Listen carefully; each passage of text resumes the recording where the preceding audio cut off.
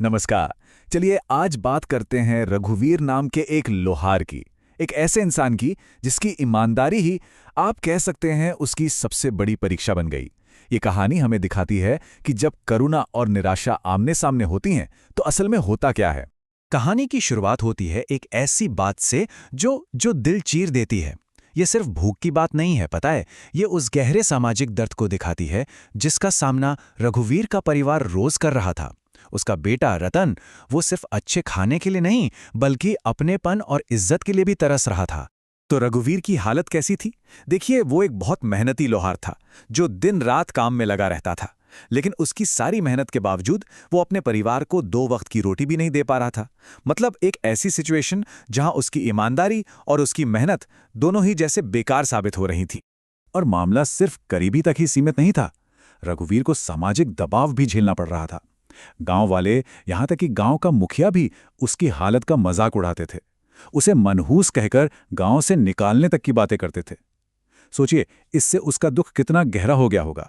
यहाँ पे रघुवीर का जो अंदरूनी संघर्ष है वो सबसे दिलचस्प है। वो पूरी तरह से टूट चुका है, लेकिन फिर भी वो अपनी ईमानदारी पर सवाल उठा रहा है। ये नहीं सोच रहा कि उसे बेईमान बन जाना चाहिए। उसका सवाल ये है कि नेकी करने के बावजूद उसे सजा क्यों मिल रही है। ये एक ऐसा सवाल है जो आज भी कई ईमानदार लोग खुद से पूछते हैं। तो जब रघुवीर अपनी जिंदगी के सबसे मुश्किल, मतलब बिल्कुल टूटने वाले दौर से गुजर रहा था, तो वो सब कुछ छोड़कर जंगल की तरफ निकल पड़ा। और यहीं से उसकी असली परीक्षा की शुरुआत होती है। उसे रास्ते में एक बुजुर्ग साधु मिलते हैं, बेहोश पड़े हुए।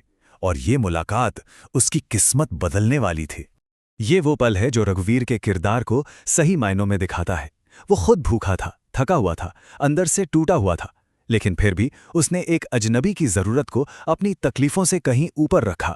ये शुद्ध करुणा थी, बिना किसी इनाम की उम्मीद के। तो यह कहानी में एक अलौकिक मोड़ आता है।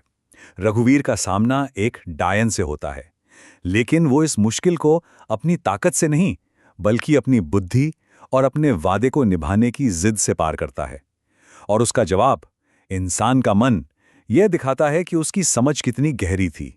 और बस यहीं सारा राज खुल जाता है। वो साधु असल में रघुवीर की परीक्षा ले रहे थे। उसकी निस्वार्थता और हिम्मत से वो इतने प्रभावित हुए कि उन्होंने उसे एक जादुई हिरण तोहफे में दिया। ये सिर्फ एक जानवर नहीं था, ये उसकी अटूट ईमानदारी का, आप कह सकते हैं, पहला इनाम था। अब वो हिरण, वो सिर्फ एक जानवर नहीं रहा, वो रघुवीर के परिवार का एक प्यारा सा सदस्य बन गया। उनकी जिंदगी में खुशियां ले आया, खास तौर पर उसके बेटे रतन के लिए, जिसे दूसरे बच्चे अपने साथ खेलने नहीं देते थे। ये हिरण एक दोस्त बनकर आया। लेकिन जैसा होता है, यह खुशी शायद ज्यादा दिन टिकने वाली नहीं थी। जल्द ही रघुवीर पर एक अलग ही तरह का दबाव पड़ने लगा। गांव के जमींदार से लेकर अमीर व्यापारियों तक हर कोई उस शानदार जानवर को मुंह मांगी कीमत पर खरीदना चाहता था। ये उसकी गरीबी को एक झटके में खत्म करने का आसान रास्ता हो सकता था, लेकिन सवाल यह था कि क्या वो इसे अपनाएगा। और यहीं पर हमें कहानी का सबसे बड़ा टकराव देखने को मिलता है। एक तरफ दुनिया थी जिसके लिए वो हिरन एक कीमती चीज थी, एक वस्तु जिसे खरीदा या बेचा जा सकता था। और दूसरी तरफ था रघुवीर, जिसके लिए, जैसा कि साधु ने कहा था, वो एक बेटी की तरह था, परिवार का हिस्सा। ये चुनाव था प्यार और लालच के बीच का। रघुवीर का ये जवाब उसके मजबूत इरादों को दिखाता है। इस एक सवाल में वो सारे ऑफर्स को खारिज कर देता है। हिरन उसकी संपत्ति नहीं बल्कि उसका परिवार था, और परिवार बिकाऊ नहीं होता। अब कहानी का रुख बदलता है और हम पहुंचते हैं सीधा शाही महल में।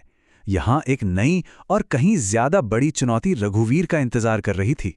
राजा विक्रम की बेटी चंद्रिका एक अजीब बीमारी से मर रही थी, जिसका इलाज किसी भी वैद्य के पास नहीं था। और इस बीमारी का इलाज, खैर, इलाज किसी दवा में नहीं था, इलाज था एक एक जादुई फूल में। लेकिन उसे खिलाना आसान नहीं था। वो तभी खिल सकता था जब 2 बेहद दुर्लभ चीजें एक साथ मिलें, एक जादुई हिरन का आंसू और एक सच्चे, ईमानदार इंसान का आंसू। और यहां से कहानी में तनाव बहुत तेजी से बढ़ता है। अब ये रघुवीर के सिद्धांत और राजा की लाचारी के बीच सीधी टक्कर थी। जब आधे राज्य का ऑफर भी रघुवीर को डिगा नहीं पाया, तो राजा ने गुस्से में उसे गिरफ्तार करने का हुक्म दे दिया। ये वो पल था जहां रघुवीर के उसूलों ने उसे उसकी सबसे बड़ी आजमाइश में डाल दिया। राजा के ये गुस्से भरे शब्द दिखाते हैं कि कैसे ताकत और लाचारी किसी को भी अंधा कर सकती है, और रघुवीर को अपनी ईमानदारी की सबसे बड़ी कीमत चुकानी पड़ रही थी। और फिर कहानी का वो पल आता है जो सब कुछ बदल देता है। अपनी आखिरी इच्छा के तौर पर रघुवीर बस एक बार उस हिरण को गले लगाना चाहता है, और जैसे ही वो उसे गले लगाता है, दोनों की आंखों से आंसू जमीन पर गिरते हैं और एक चमत्कार होता है। वहीं एक नीला फूल खिल उठता है। ये आंसू सच्चे प्यार और दुख के थे, और उन्हीं से वो दिव्य इलाज पैदा हुआ। उस फूल ने अपना काम किया और राजकुमारी तुरंत ठीक हो गई। इस चमत्कार को अपनी आंखों से देखकर राजा को अपनी गलती का एहसास हुआ। उसे समझ आया कि रघुवीर की ईमानदारी ही असल में वो खजाना थी जिसे वो पहचान नहीं पाया था। और फिर साधु वापस आते हैं कहानी के इस मोड़ को, इस नैतिक सार को समझाने के लिए। वो बताते हैं कि ये सब पहले से तय था। रघुवीर के काम सिर्फ इत्तेफाक नहीं थे, ये उसकी किस्मत का हिस्सा थे, एक ऐसी किस्मत जो उसकी ईमानदारी से ही जुड़ी हुई थी। और इसके बाद रघुवीर की जिंदगी पूरी तरह से बदल गई। उसे सिर्फ दौलत ही नहीं मिली, बल्कि इज्जत और जिम्मेदारी भी मिली। उसकी ईमानदारी ने उसे एक गरीब, मजाक बनने वाले लोहार से एक अमीर और सम्मानित नेता बना दिया। तो आखिर में ये कहानी हमें एक बहुत बहुत गहरी बात सिखाती है। रघुवीर का असली खजाना सोना या जमीन नहीं था, बल्कि उसका चरित्र था, उसकी करुणा थी और उसकी कभी न टूटने वाली ईमानदारी थी। यही उसकी असली संपत्ति थी। और ये कहानी हमें एक बहुत बड़े सवाल के साथ छोड़ जाती है। आज की दुनिया में जहां शॉर्टकट और बेईमानी को अक्सर कामयाबी का रास्ता मान लिया जाता है, रघुवीर जैसी अटूट ईमानदारी का असल में क्या मूल्य है?